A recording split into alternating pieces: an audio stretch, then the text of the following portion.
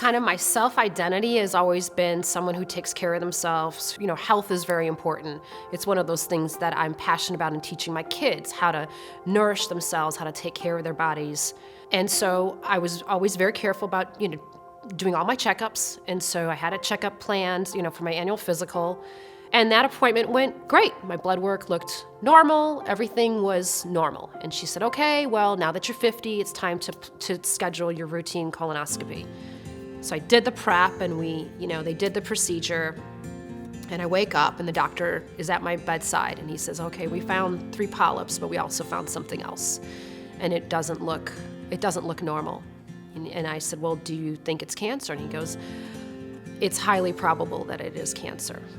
And I said, okay, let's just take it as it comes. And I told him, I says, I'm a woman of faith, and God's got this. And whatever it's going to be is what it's going to be, and we're just going to deal with it as it comes. And, that whole week, I'm again, going between, fear and faith, and trying to not give time to the fear and really focus and pray, and just walk in my faith. And again, really, really trust God.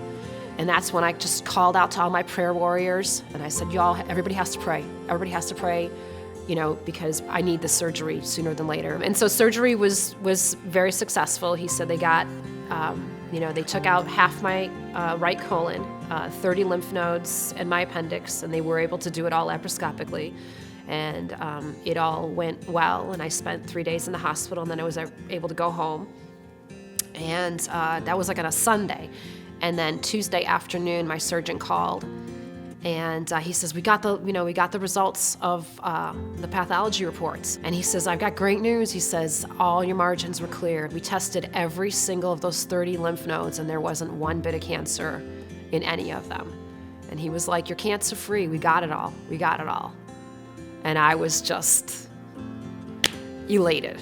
We just have to realize and be open to the fact that, God's never done with us. So even though we're kind of checking all the boxes and doing all the things, that's not what he wants. He wants deep and reliant trust on him, that our identity solely comes from him first and foremost. And I feel like that's a change that he's definitely made in me.